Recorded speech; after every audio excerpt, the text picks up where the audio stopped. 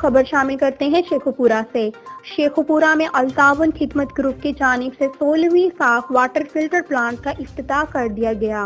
افتتاحی تقریب شیخوپورہ نادرا آفس کے پاس واٹر فلٹر پلانٹ لگا کر کی گئی۔ التعاون خدمت گروپ کے مرکزی چیئرمین شیخ محمد خلیل احمد، سماجی، سیاسی اور اہل علاقہ نے بڑی تعداد میں شرکت کی۔ التعاون خدمت گروپ کی جانب سے شیخوپورہ کی 500 تحصیلوں میں اب تک 15 صاف واٹر فلٹر پلانٹ لگائے گئے ہیں اور آج شیخوپورہ نادرا آفس کے بعد 16واں افتتاح کر دیا گیا۔